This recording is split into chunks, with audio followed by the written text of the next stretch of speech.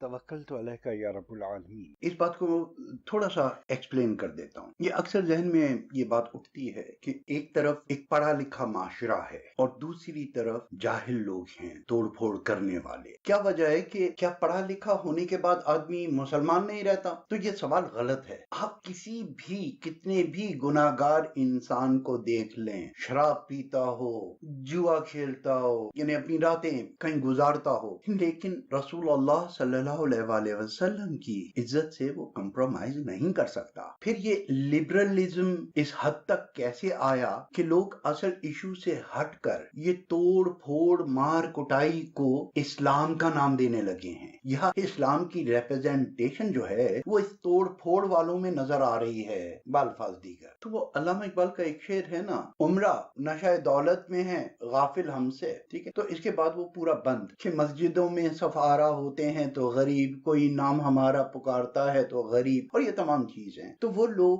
جو انڈیجنس کہلاتے ہیں، انڈیجنس لوگ، ہمارے دیسی طبقہ، کیونکہ اسلام تو ہمارے یعنی گھٹی میں ہے نا، دودھ میں ہے، تو یہ تعلیم آپ کو لبرل نہیں بناتی۔ لبرل آپ کو کیا چیز بناتی ہے؟ ایک جاہل آدمی لبرل کیوں نہیں ہو جاتا؟ اس لیے کہ اسے انگریزی نہیں آتی، اس لیے کہ وہ انگلش آرٹیکل نہیں پڑھتا، اس لیے وہ غیر مسلموں کے آرٹیکل نہیں پڑھتا، اس نے غیر مسلموں کی کتابیں نہیں پڑھی ہوئی، اس نے غیر مسلموں کے یہ جو باٹ ہیں، اسکیل، ترازو، یہ نہیں پڑھا ہوا، تو وہاں سے ان کا ذہن پولوٹیڈ ہوتا ہے۔ یہ تعلیم کا معیار نہیں ہے، it is choice of your food of brain, کہ آپ آہستہ آہستہ اپنے برین کو کیا فوڈ دے رہے ہیں، کیا انفارمیشن دے رہے ہیں۔ علامہ اقبال پی ایچ ڈی کرنے کے بعد فلسفہ ایران پر، یعنی فلسفہ ایران کی تاریخ لکھنے کے بعد، انگلستان اور جرمنی میں رہنے کے بعد اس بات کا اقرار کرتے ہیں۔ کبھی آپ نے ان کے الفاظ کو غور سے سنا؟ وہ رو کر کہہ رہے ہیں کہ میں راجپال کو قتل نہیں کر سکا، اپنی بد نصیبی کا حوالہ دے رہے ہیں۔ کم آن اینڈ چیلنج می۔ میں سمجھتا ہوں کہ بہت سارے یہ پڑھے لکھے سو کالڈ فوری طور پر ریپیوٹ کرنے کی کوشش کریں گے، تو ان کے ان دو جملوں کا مطلب بتا دیجئے، ترجمہ نہیں کیجئے گا۔ میں نے مطلب پوچھا ہے، what you get out of it, کیا کہہ رہے ہیں وہ؟ ہم باتیں کرتے رہ گئے اور وہ بڑائی کا بیٹا بازی مار گیا، اپنی ناکامی کا دکھ بتا رہے ہیں نا۔ اور اب میں آپ کو بتاؤں کہ ہم باتیں کرتے رہ گئے، تو یہاں لفظ باتیں کرنے سے مراد ان کی یہ ہے کہ ہم تفتیش کرتے رہ گئے، یعنی ہم ان باتوں میں ہی پڑے رہے، دیٹ از دی میننگ۔ اور وہ کن باتوں میں پڑے رہے؟ ان کا دوسرا جملہ سنیے، جو انہوں نے ہچکیاں لیتے ہوئے کہا کہ مجھ سے تو یہ بھی برداشت نہیں ہوتا کہ اگر کوئی شخص یہ کہہ دے کہ توبہ نعوذ باللہ، توبہ نعوذ باللہ، توبہ نعوذ باللہ، تیرے نبی کے کپڑے میلے تھے۔ انہوں نے اپنی برداشت بتا دی کہ اتنی سو کالڈ برائی بھی میں ایکسپٹ نہ کرتا۔ آگے نہیں کہا انہوں نے میں جان سے مار دیتا، لیکن انہوں نے اپنی برداشت کی لمٹ بتا دی کہ مجھے یہ بھی برداشت نہ ہوتا۔ تو اس کا مطلب یہ ہے کہ راجپال نے جو کچھ کہا تھا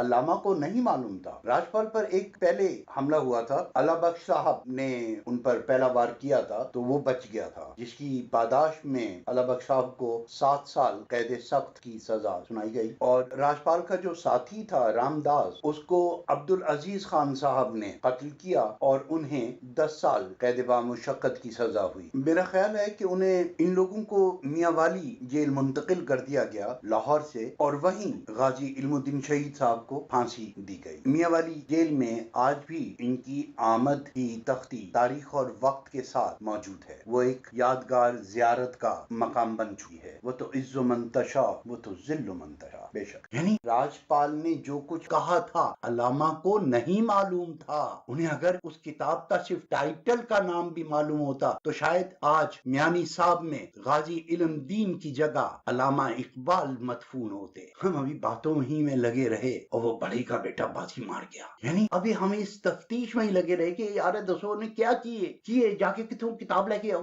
گو اینڈ گیٹ دیٹ، پتہ تو چلے کہا کیا ہے، یہ اتنا ہنگامہ کس چکر پہ ہے، کیا ہوا ہے، ذرا تفتیش کر کے ذرا بتاؤ مجھے۔ ہم باتوں ہی میں لگے رہے اور بڑی کا بیٹا بازی مار گیا، اور مجھ سے تو یہ بھی برداشت نہ ہوتا کہ کوئی اگر اتنا ہی جملہ کہہ دے۔ اب آپ سمجھ میں آ رہی ہے، یہ عشق رسول کی بات ہے، ان کے مقام اور معیار کی بات ہے، یہ تعلیم اور جہالت کی بات نہیں ہے۔ ایک پڑھا لکھا آدمی ہے وہ پٹیشن دائر کرتا ہے، ایک پڑھا لکھا آدمی ہے اسے معلوم ہوتا ہے کہ اسٹیٹ لا کیا کہتے ہیں اور شرعی لا کیا کہتا ہے۔ तो मुझ पर पाबंदियां हैं, मैं जाकर खुद से ये फैसला नहीं कर सकता। तो वो क्या करता है? वो केस दायर करता है, वो आर्टिकल लिखता है, वो सेमिनार कराता है, वो जलसे कराता है, वो बाइकॉट्स की अपीलें करता है, वो एक प्रेशर ग्रुप बनाता है, क्योंकि ये रास्ते उसे तालीम ने सिखाए। वो नहीं जो तालीम का मतलब कुछ लोग समझ रहे हैं कि लिबरलिज्म इज टॉलरेंस इज तालीम। ये टॉलरेंस नहीं, बेगैरती है कि कोई शख्स उस वक्त तक कामिल मुसलमान नहीं हो सकता जब तक कि वो मुझसे अपने माँ बाप और हत्ता कि अपनी जात से भी ज्यादा मोहब्बत करे। क्या उन्होंने खुद पसंदी में ये बात कही थी? तो नौजुबिल्लाह नहीं।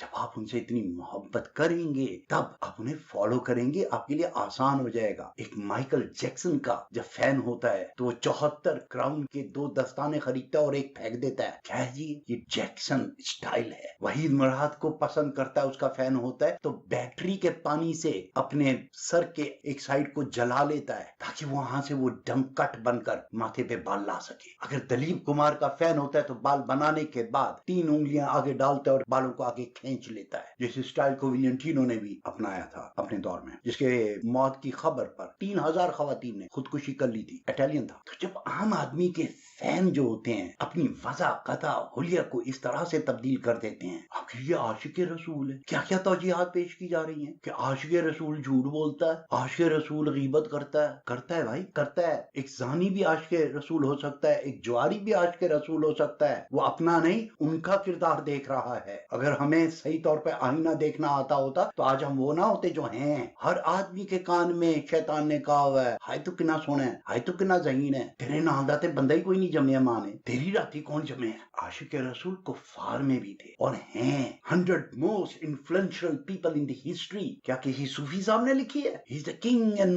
Master of shorter sentences. Carlisle वो मुसलमान था। मोहसिन कायनात पाकिस्तान में सबसे ज्यादा बिकने वाली सवाने हिंदू ने लिखी है। नीचे नाम पढ़िए। खूबसूरती और अच्छाई, इसकी कोई फिलोसफिकल बाउंड्रीज नहीं होती, इसकी कोई रिलीजियस बाउंड्रियां नहीं होती, इसकी कोई करैक्टर्स बाउंड्रियां नहीं होती। ये टेस्ट है। अगर आपके टेस्ट ग्लैंड्स सही काम कर रहे हैं तो उससे आपके मजहब और आपकी वजह कता शहरियत और नेशनैलिटी का कोई ताल्लुक नहीं है। इतने कादियानी रिक्शे जल गए, इतने यहूदी बसें जल गई, इतनी ईसाई मोटरसाइकिलें जल गई, तो मस्खर उड़ा रहे हैं आप उन लोगों का। एक जाहिल आदमी को अपनी फ्रस्ट्रेशन निकालनी नहीं आती। आप ये नहीं देखते कि ये बात यहाँ तक पहुंची क्यों वो बाहर आकर चीखने चिल्लाने पर मजबूर हो गया। क्या आप में से कभी कोई आदमी घर में नहीं धाड़ा, कोई प्लेट नहीं फेंकी, बर्तन नहीं तोड़ा गुस्से में? जी हाँ, ये गुस्सा आता है उसे अपने रसूल की तौहीन का सोचकर। ही नो नॉट बेटर। अगर तालीम हमें शऊर देती है तो फिर मान लो यार, खुदा के वास्ते ये इन्फेंट हैं, ये बच्चे की तरह से रोकर ही दूध मांगेगा। उसके पास वो ग्रामेटिक टर्म्स नहीं है, उसके पास वो लिंग्विस्टिक टैलेंट नहीं है, वो हर चीज रो के कहेगा। गीला होगा तो, भूखा होगा तो। एक सादा लौ इंसान, एक जाहिल इंसान, और हत्ता के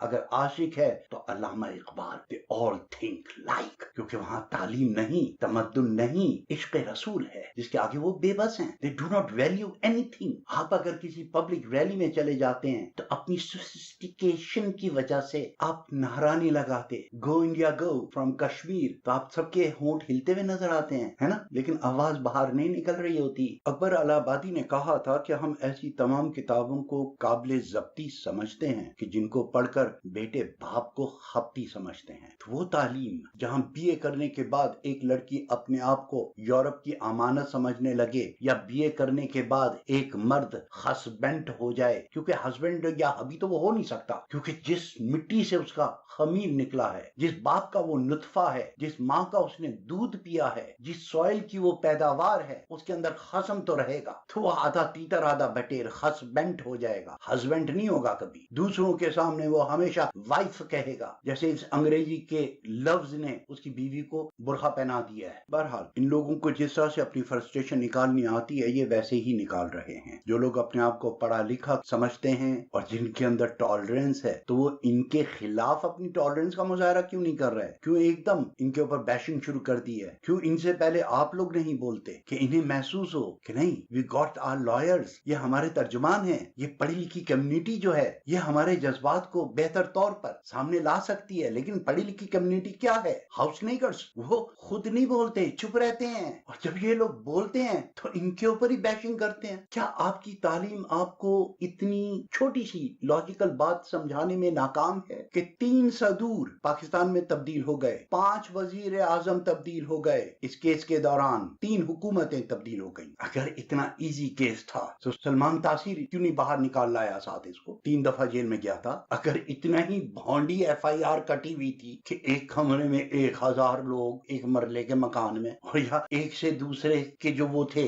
گواہوں کے بیانات اتنے مختلف تھے, تو یہ پرچہ درج کیسے ہو گیا؟ یہ عدالت تک کیسے چلا گیا؟ کیا سلمان تاثیر نے وہ پرچہ نہیں دیکھا ہوگا کہ اس کے اوپر ایف آئی آر کیا کٹی ہوئی ہے؟ گورنر پنجاب اتنا بے بس تھا, صدر پاکستان اتنے بے بس تھے, وزیر اعظم پاکستان 4 کے 4 اور یہ 5ویں یہ اتنے بے بس ہیں کہ ان کی رسائی اس پرچے تک نہیں ہوئی کہ اس پہ تو ایف آئی آر کیسے کاٹ سکتے ہو تم؟ ابھی تو میں معطل کرتے ہیں. یہ سپریم کورٹ تک گیا, سیشن کورٹ, ہائی کورٹ, دین سپریم کورٹ. وہ اندھے تھے جنہوں نے ان کو سزائے موت دے دی تھی. سلمان تاثیر اپنی بے بسی کا اظہار کرتے ہوئے کیا کہتا ہے؟ یعنی ہمیں اس قانون کو بدلنا پڑے گا کیونکہ اس کی شکوں کے عین مطابق وہ پکڑی ہوئی کھڑکی میں ہے. جب تک یہ قانون چینج نہ ہو اور اس کا نفاذ بیک ڈیٹ سے نہ ہو, اس تک اس عورت کو ہم چھڑوا نہیں سکتے. بھائی ہم مذاق اڑا رہے ہیں. سپریم کورٹ نے انصاف نہیں کیا, انصاف کا تو قتل ہوا ہے. لیکن جیسے ہم نے کہا کہ یہ چیف جسٹس یہ ثاقب نثار صاحب کے ہاتھوں انصاف کا خون نہیں ہوا. یہ جو اصل ریکارڈ میں جو مینیپولیشن ہوئی ہے, اصل ایف آئی آر میں, اصل پنچ نامے میں جو ہوئی ہے, اسی لیے میں نے یہ کہا کہ عمران خان صاحب ذرا جلد بازی میں سامنے آ گئے ہیں, اور اس وقت قومی